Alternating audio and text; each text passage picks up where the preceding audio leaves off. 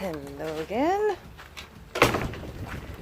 So it's starting to warm up. You can kind of see there's a little bit of snow. Just kind of hanging on. Got the last dribs and drabs of winter kind of clinging on for probably another week or so. Week and a half. I mean, it's warm, but it's the weather report keeps on saying it's threatening it's going to snow. If it does, it's probably not going to hang on very long. So I'm coming out here. Got some products, some new products to test out. Some things that need to be sanded and prepped, and I've got a lot of stuff that needs to be done in here. Basically, as soon as the snow disappears around here, we tend to go outside and completely ignore all the inside projects, and I can't do that this year. One, because I'm sanity-wise, we really need to get this stuff done. I mean, there's stuff in this workshop that's been on the list of things that need to be done since we first started this project 3 years ago, over 3 years ago, going into our 4th year of doing this. Yes. And I just want the shop done. I mean, as the initial to-do list done. Let's go with that, and then any upgrades we have, we'll deal with that later. Anyways, I'll show you that later. Right now, I'm gonna get to this.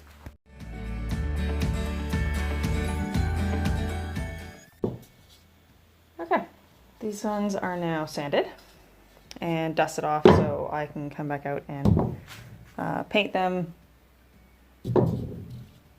Come back out to start the next steps on that. I've got stuff to stain, I've got the laser to start, but that was the only dusty, noisy thing I had to do before I could go back inside and get budgies. I'm going to get a budgie, go back out and let Dan do his stuff. Hello, would you like to come out and play?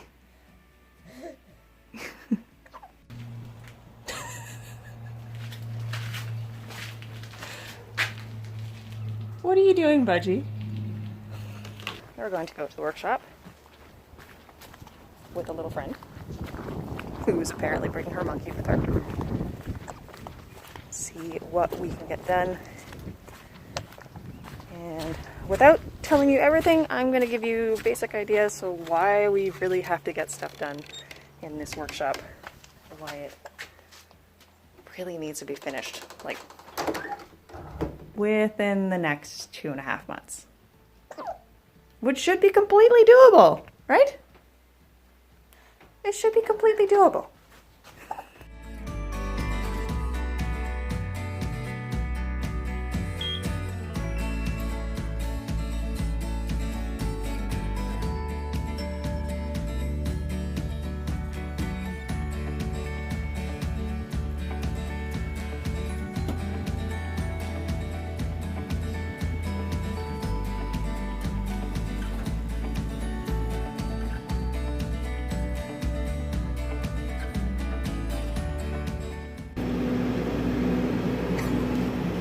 Okay, now that that's set up, basically we have a new tool coming that is going to live next to the laser cutter. It will eventually move into this spot here, which, as you can see, is a big pile of plywood at the moment, so there's kind of no room to put anything there.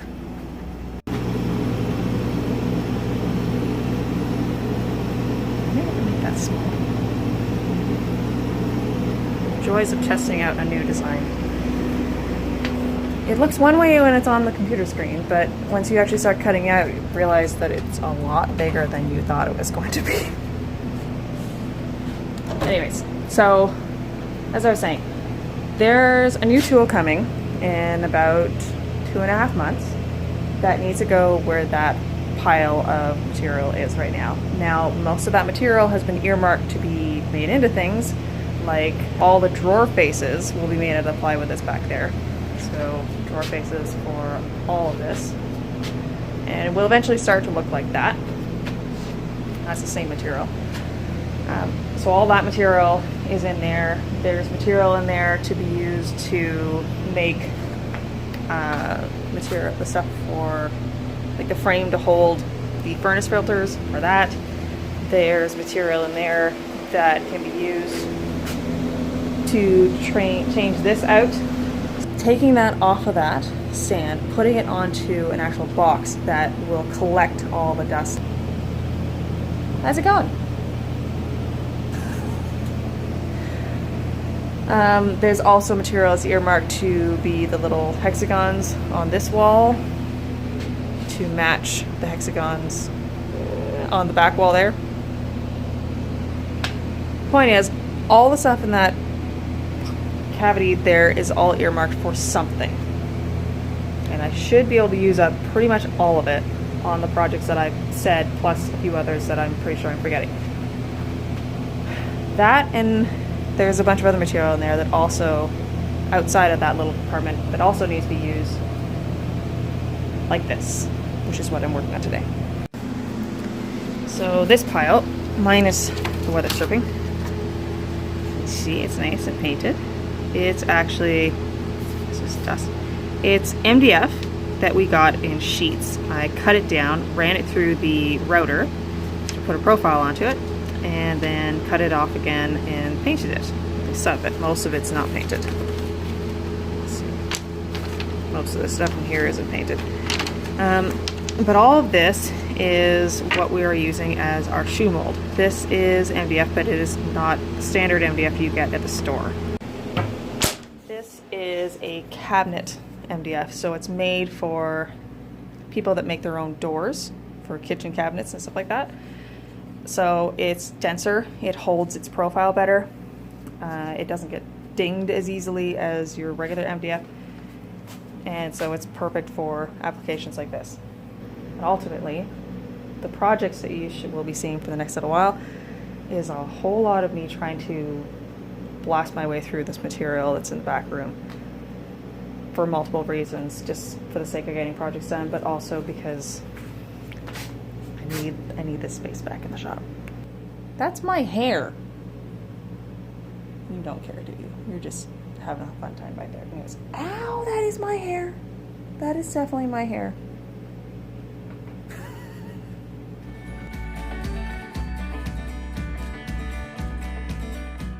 As you can see, when I was milling this up, I still haven't sanded this, so I'm going to go through and run a sanding block along this just to get rid of all of this junk. But these have had, from the looks of it, probably 2 coats. But you can kind of see they're still a little bit rough, so they'll need another light sanding afterwards.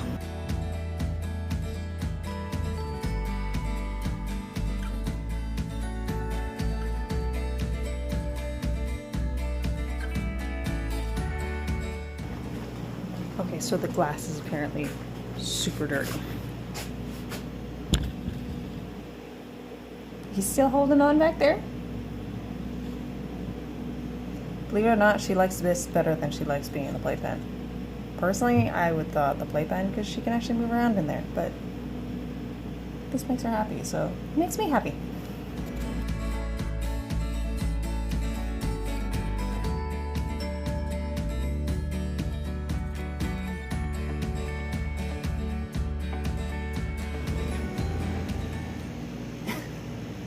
Still hanging out back there. Alright, all of those have 1 coat on them. Now I'm going to come back here.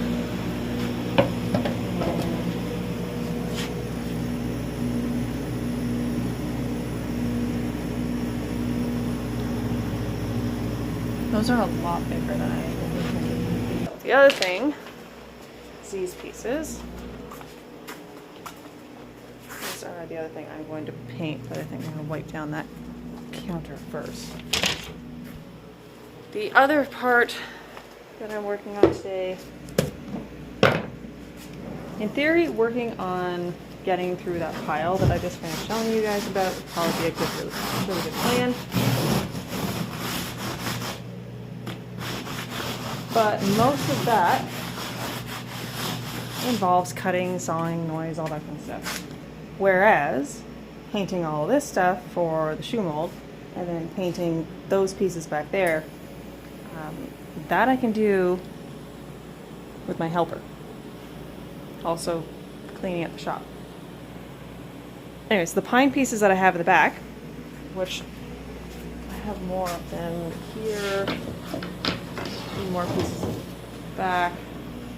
All of this is going to be used to finish off the inside of our screen room. When we moved here, there was a nice little front porch, but it didn't have a railing, it wasn't screened in, it was just kind of a roof with posts and technically a broken concrete floor. But we're planning on taking all of that off in a couple years anyways, to put an actual front porch that reaches the entire length of the front of the house.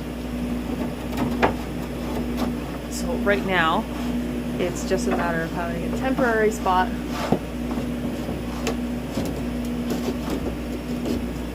hold on a second.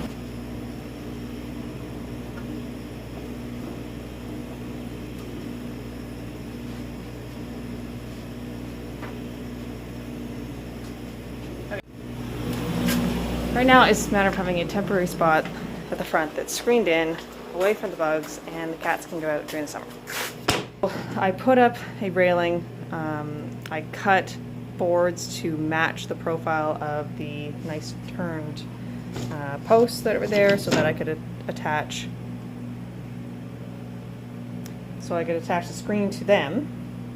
But then I kind of stopped. From the outside, it looks really nice. It looks pretty. It's all done. From the inside, it's not, because the edge of all of the screening is still exposed, and it's left long so that I can nail on a piece of trim and then cut it off. This is some of that trim. It's all random sizes, random thicknesses, but again, I don't really care so long as it covers up, as long as it's all painted white and covers up the edge of the screening, it doesn't matter.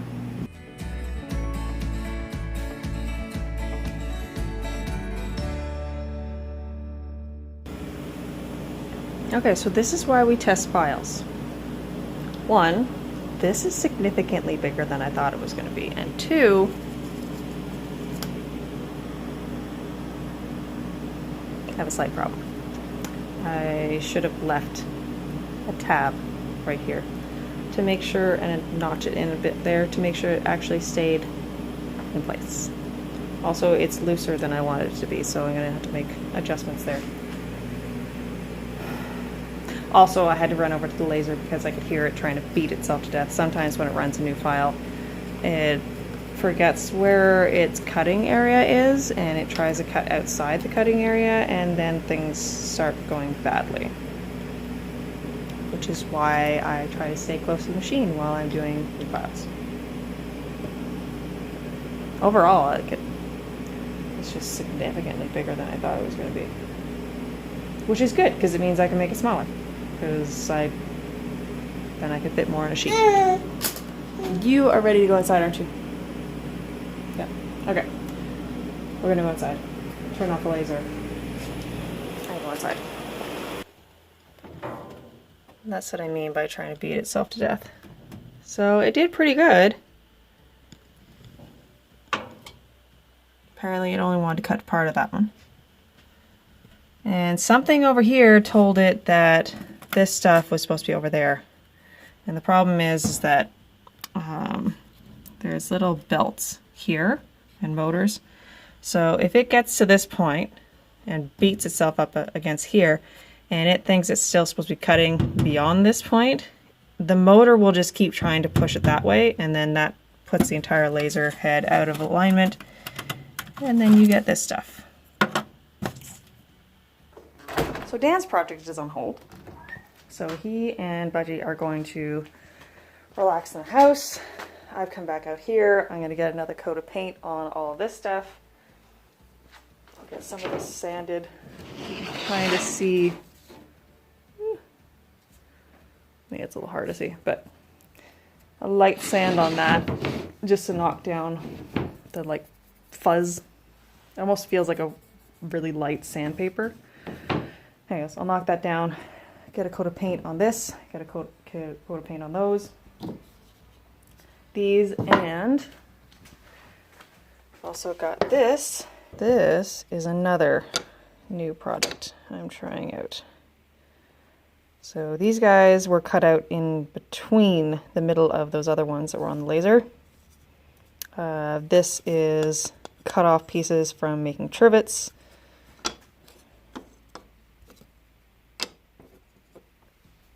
Something like that. Obviously the trivet is a different size than that, but that's the basic idea. And I've been trying to figure out how to use some of this stuff for quite a while. Glue's not dry on that.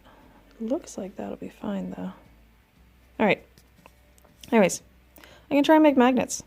Basically, that's yet another project that has been kicking around in my head with random material for quite a while. Just trying to find things that will fit in between some of the other products that we already make on these laser sheets. So you can kind of see there's still a fair amount of space on these, but I don't have smaller products. So one of the things I'm working on right now is to make some of the new products that I've been wanting to make for quite a while, but focus them in and see if I can make them out of the scrap pieces that we have been burning up until this point, which is where magnets came in. And it's also where these little guys came in because of this. When I cut up for mountain shells and then the 16, 14, and 12-inch hexagons, I cut around all the knots. Now the mini mountain portions in the middle, let's see if I can show you over here.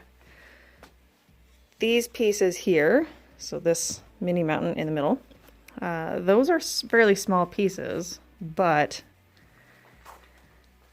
it does not account for using up all of this. I do use some of that stuff for the rims of the trays, but as you can see, there's plenty here, as well as down there, as well as pieces that are basically milled already. And I mean, we do sell the trays, but nowhere near the amount that we would have to in order to go through all of the stuff that we have left over when we're making all of our shelves, because the shelves are the most popular item we make. So instead of burning buckets and buckets and buckets or having it pile up in the back room, I've been trying to find other things to do with it. I thought, why not make a 8-inch hexagon? Because I thought they were super cute. And that way you can get the hexagon look. Let's see if I can do this. Something along those lines. You can get the hexagon look on a much smaller scale. So this could easily fit on a desktop or actually on a regular bookshelf, and then put little trinkets inside or air plants or what have you. Like I have a miniature cactus that would fit there perfectly. My goal is to have these all done and pictured and listed by Monday. Yes. And then I'm going to actually take some of my prototypes to a store we have, a consignment shop we have locally, and I'm going to sell them there. So at least I'll have the prototypes that I need in order to make the listings. So I'll have these made, and instead of having them kick around my shop, because the entire purpose of what we're doing right now is to eliminate things from being in my shop and sending them on their way to their permanent home. There's no point on them just sitting here. I might as well sell them off at that other store. So they'll get one of the brand new products. And then I have magnets, so I'll see if I can make up a bunch of these, take those over. And as you saw, I do need to redo the file for that other thing. But I should be able to get all 3 of those made and listed and over to that other shop by Monday. Tuesday. They are not open Monday. Tuesday. Everything will be listed on Monday. It'll drop off on Tuesday. So they're not open Monday.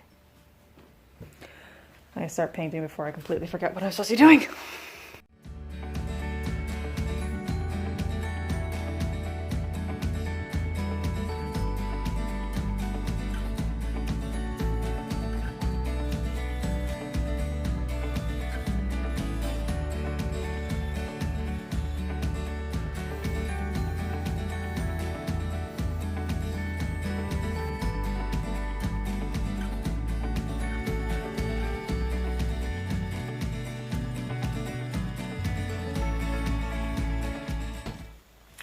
if I decide that I like making these and that they sell, then ultimately I'll just make a jig for that so I don't have to keep marking out the centers. You can kind of see the pencil mark. I'll give these a light sand on the top, a light sand just to knock the hard edges off. And then I'm going to stain these. In theory, it shouldn't be that difficult to stain these, the same way I stain the trivets. And I'll just glue some of my little magnets on. I kind of stopped halfway through my painting, so I need to go back and sand those. But I wanted to see what the magnets would look like. It's done. That's as many coats. I might put one more coat on the face of it. And then I can install them in the screen room and get that done. Hopefully, there's not that many here, but there is a fair bit that's already in the screen room. Hopefully that's enough. So I'm gonna get those little guys painted, and then I'm gonna call it a night. So we'll see you later.